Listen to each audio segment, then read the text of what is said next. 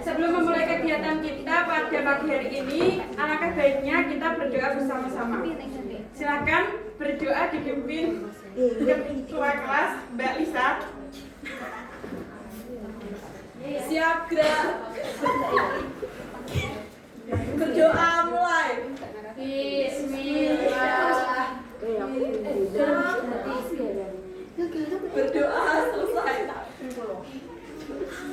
Oke, selanjutnya masuk ke presensi. Silakan nanti yang namanya saya panggil bilang hadir. Laura, Andrew,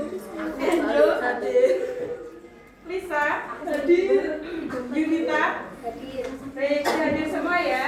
Pada minggu kemarin kita telah belajar tentang teks prosedur. Nah, hari ini kita masuk ke materi baru yaitu tentang teks eksposisi.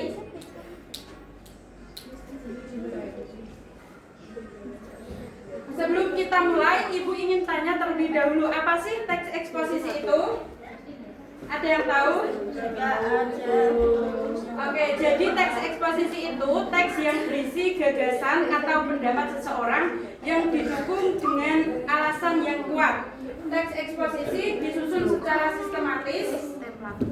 Nah, teks eksposisi ini sering kalian jumpai di media sosial seperti majalah digital, opini di internet, maupun artikel berita.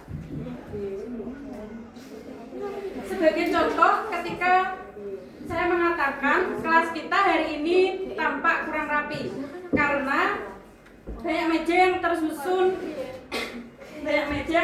kurang rapi dan ada banyak sampah kecil di sudut ruangan. Lalu saya menambahkan kita perlu menjaga kebersihan agar kegiatan pembelajaran berjalan dengan lancar. Untuk memahami lebih jauh, kita perhatikan bersama video yang akan Ibu tayangkan.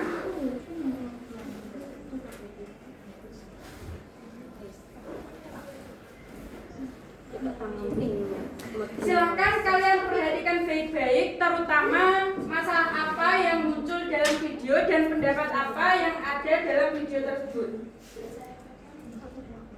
Pengaturan pendidikan pembelajaran materi yang individu demi kelangsungan hidup manusia dan makhluk lainnya. Kalau menyediakan sumber daya yang sangat penting bagi kehidupan, sehingga sudah semestinya kita belajar dari kerusakan. Pertama, kerusakan lingkungan dapat menyebabkan bencana alam seperti banjir, tanah longsor, dan kekeringan. Hal tersebut berarti dengan kewenangan dan bijak dalam memanfaatkan sumber daya alam, seperti penebangan hutan liar dan pembuangan sampah sembarangan. Kedua, kelestarian alam membagi menjadi hasil berbagai proses tadi. Flora dan fauna yang hidup di alam liar memiliki peran masing-masing dalam menjaga kestabilan lingkungan. Jika satu spesies punah, maka rantai makanan berefek negatif secara luas. Ketiga, udara bersih, air jernih, dan tanah yang subur adalah hasil dari lingkungan yang sehat. Jika kita menjaga kebersihan dan kelestarian alam, maka kita juga menjaga kesehatan dan kualitas hidup manusia itu sendiri. Melestarikan alam bukan sekadar pilihan, tetapi kewajiban. Dengan menjaga lingkungan, kita turut menjaga masa depan bumi dan generasi mendatang. Mari mulai dari hal kecil seperti tidak membuang sampah sembarangan, menanam pohon, dan menikmati hidup agar alam tetap lestari.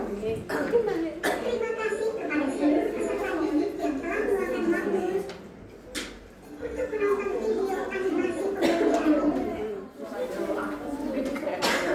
Oke, setelah menonton video tadi, Ibu ingin mendengar pendapat kalian. Yang pertama, masalah apa yang muncul dalam video tersebut? Silakan dijawab, Mbak Lisa.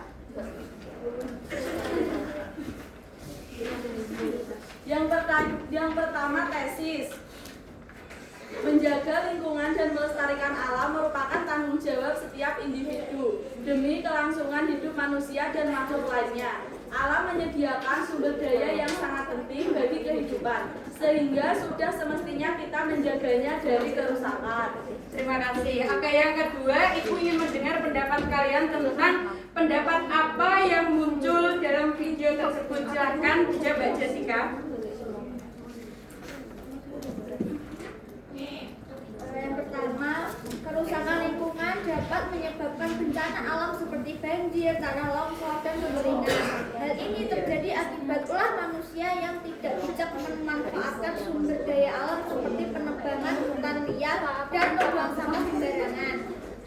Oke, yang ketiga, alasan apa yang mendukung pendapat tersebut? Silakan dijawab, Mbak Laura. Alasan melestarikan alam bukan sekadar pilihan tapi kewajiban. Dengan menjaga lingkungan kita turut menjaga masa depan bumi dan generasi mendatang. Mari mulai dari hal kecil dengan tidak membuang sampah sembarangan, menanam pohon sembarangan dan menghemat energi agar alam tetap lestari. Oke, terima kasih. Itu sudah menunjukkan bahwa kalian sedikit demi sedikit mulai memahami apa itu teks eksposisi. Selanjutnya, Ibu akan menjelaskan materi inti tentang teks eksposisi.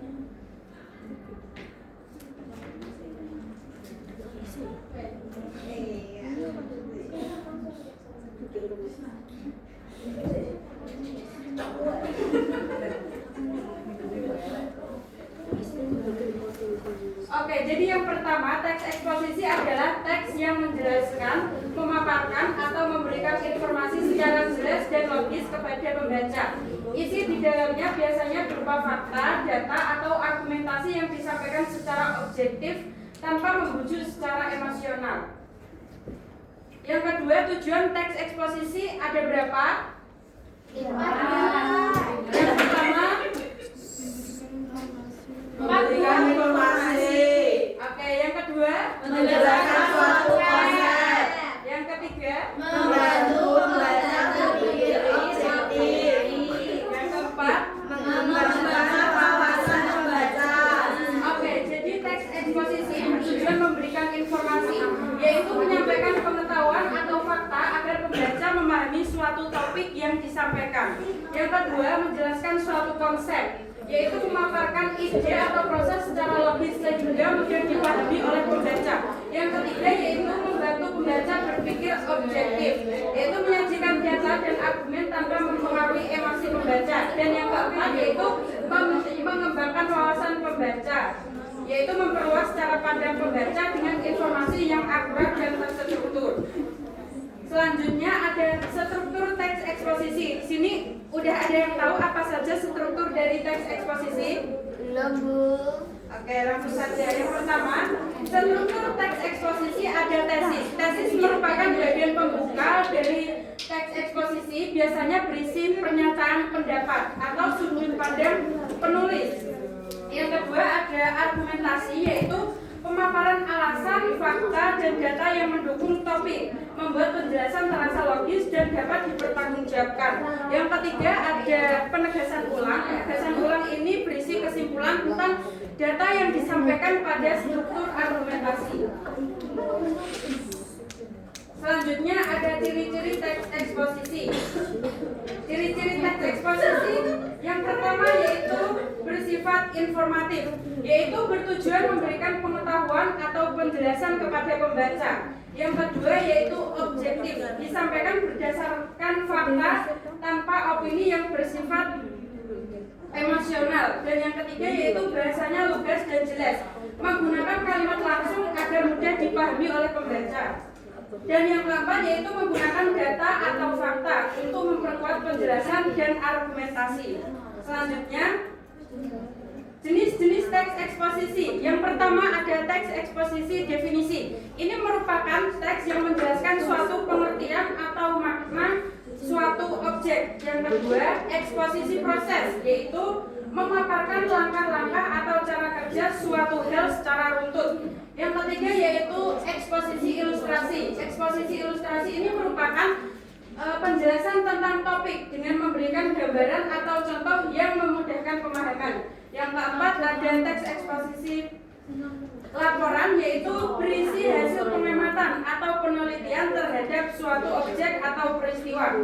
Yang kelima, eksposisi perbandingan, yaitu menjelaskan dua hal, biasanya membandingkan persamaan maupun perbedaannya. Yang keenam yaitu eksposisi klasifikasi, yaitu mengelompokkan suatu topik ke dalam kategori-kategori tertentu untuk memperjelas pembahasan. Selanjutnya ada kaidah kebahasaan dalam teks eksposisi. Di sini kaidah kebahasaan teks eksposisi ada 5. Yang pertama, menggunakan kalimat deklaratif, yaitu untuk menyampaikan informasi kepada pembaca agar mudah dipahami. Yang kedua, menggunakan konjungsi kasualitas atau kronologis. Ini contohnya karena, sebab, akibatnya, selain itu, kemudian untuk menjelaskan hubungan antar ide. Yang ketiga, menggunakan istilah teknis, yaitu kata-kata khusus seperti topik yang dibahas agar informasi lebih tepat. Yang keempat, menggunakan kata rujukan, yaitu seperti ini, itu, mereka, untuk menghindari pengulangan. Yang kelima, menggunakan fakta dan data sebagai penguat argumentasi dan penjelasan. Oke, setelah memahami materinya, kita masuk ke kegiatan kelompok. Silahkan kelas kalian bentuk dalam 2 kelompok, yaitu ada kelompok kanan dan kelompok kiri.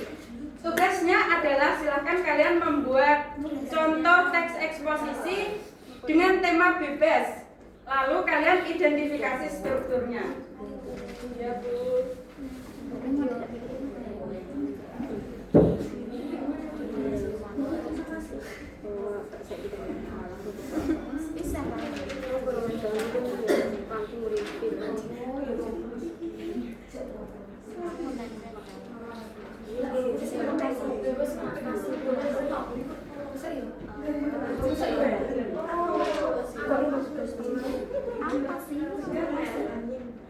Oke, silahkan kalian kerjakan. Ibu beri waktu 20 menit dimulai dari sekarang.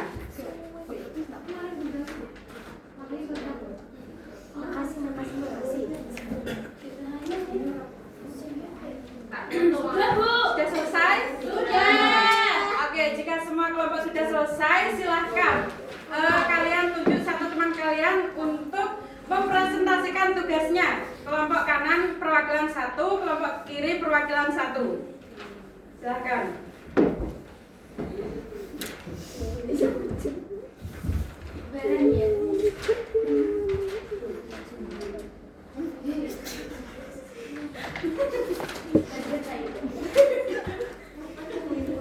Contoh yang pertama, penggunaan gadget pada remaja. Penggunaan gadget di kalangan remaja semakin meningkat dari tahun ke tahun. Perangkat ini tidak hanya menjadi sarana hiburan, tapi juga alat bantu belajar. Namun, penggunaan gadget yang berlebihan dapat menimbulkan dampak negatif bagi perkembangan remaja.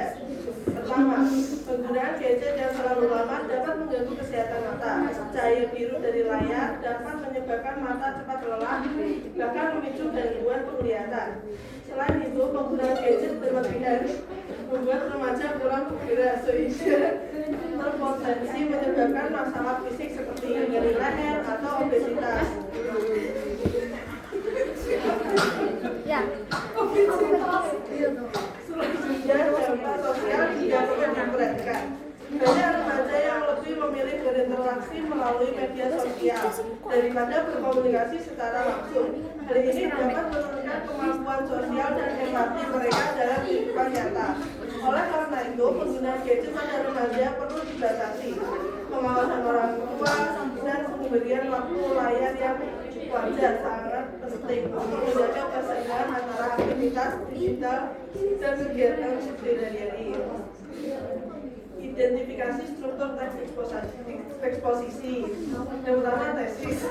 Akses dan penggunaan gadget meningkat pada remaja, tetapi penggunaan berlebihan dapat berdampak negatif. Kedua, argumentasi, satu dampak kesehatan, kedua dampak sosial, yang ketiga penegasan ulang. Penggunaan gadget perlu dibatasi dan diawasi untuk menjaga keseimbangan aktivitas. Oke, selanjutnya kelompok 2 silahkan dibaca.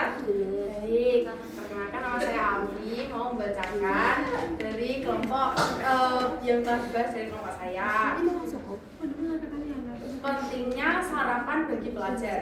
Nah, sarapan merupakan kegiatan penting yang sering diabaikan oleh banyak pelajar. Padahal sarapan menyediakan energi utama yang dibutuhkan tubuh untuk memulai aktivitas belajar. Kebiasaan tidak sarapan dapat menurunkan konsentrasi dan performa belajar. Pertama, sarapan membantu menjaga kadar gula darah tetap stabil. Tubuh membutuhkan energi setelah berpuasa sepanjang malam, sehingga makanan pagi sangat penting untuk mengaktifkan metabolisme. Tanpa sarapan, pelajar lebih mudah merasa lemas dan sulit fokus saat mengikuti pelajaran di kelas. Selain itu, sarapan juga berperan dalam menjaga kestabilan emosi. Ketika tubuh kekurangan energi, suasana hati menjadi mudah berubah dan pelajar cenderung kurang bersemangat.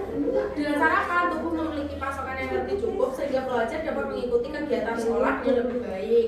Dengan demikian, sarapan harus menjaga kebiasaan wajib bagi setiap pelajar. Orang tua dan sekolah dapat bekerja sama dalam membangun kesadaran mengenai pentingnya sarapan agar pelajar dapat menjalani aktivitas belajar secara optimal. Oke, terima kasih. Ya, silakan kembali ke tempat. Baik, sebelum mengakhiri kegiatan pembelajaran kita pada pagi hari ini, kita simpulkan hari ini kita telah belajar tentang teks eksposisi dan kita telah belajar tentang pengertian maupun strukturnya. Kalian juga telah selesai dalam mengerjakan tugasnya. Ya. Oke, silakan. Oke, silakan dikumpulkan tugasnya tadi yang telah dikerjakan. Ya. Sudah, Bu.